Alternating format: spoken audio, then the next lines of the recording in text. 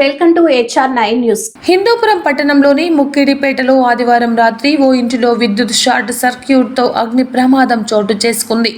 ఇంటిలో ఉన్న సామాగ్రి అంతా అగ్నికి ఆహుతైన సంఘటన చోటు చేసుకుంది.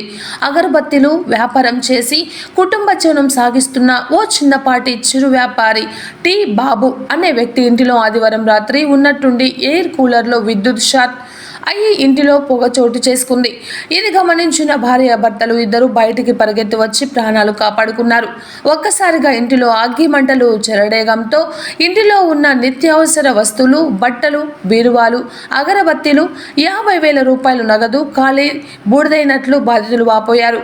వెంటనే అగ్నిమాపక కేంద్ర వాహన సిబ్బంది విచ్చేసి అగ్గి మంటలు ఆర్పివేశారు. అయితే అప్పటికే ఇంటిలో ఉన్న సామాగ్రి అంతయు ఖాళీ బూడిదైపోయినట్లు తెలిపారు.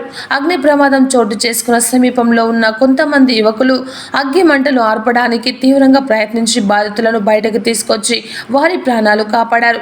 ఉన్నట్టుండి ఇంటిలో అగ్ని ప్రమాదం జరగడంతో ఇంటిలో ఉన్న వస్తువులు, నగదు, వెండి, బంగారం మొత్తం ఖాళీ బూడిదైపోయింది.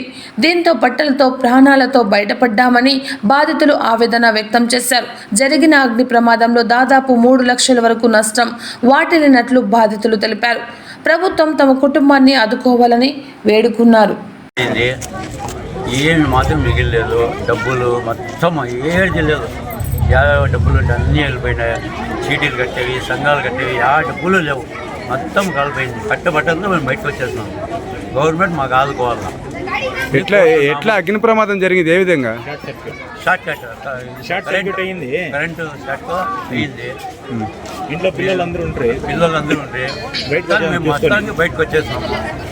ఏమాత్రం లేదు. కట్టుబట్టలతో బయటకు వచ్చినాము. గవర్నమెంట్ ఆదుకోవాలి. నివాసం ఉంటున్న పండు అనే వ్యక్తి ఇంట్లో షార్ట్ సర్క్యూట్ జరిగిన వల్ల వాళ్ళకి ఆస్తి నష్టం చాలా జరిగింది. అట్లాగే వాళ్ళ వస్తువులు, వాళ్ళ వ్యాపారం చేసే వస్తువులు అన్నీ ఖాళీ, వాళ్ళకి లక్షల్లో ఆస్తి నష్టం జరిగింది. అందుకని గవర్నమెంట్ వీళ్ళకి ఆదుకోవాలని కోరుతున్నాం. బట్టలు ఉత్త కట్టుబట్టలతో సహా వీళ్ళకి ఏమీ లేవు, అన్నీ కాలిపోయినాయి. ఉత్త కట్టుబట్టలతో బయటకు వచ్చారు వీళ్ళు.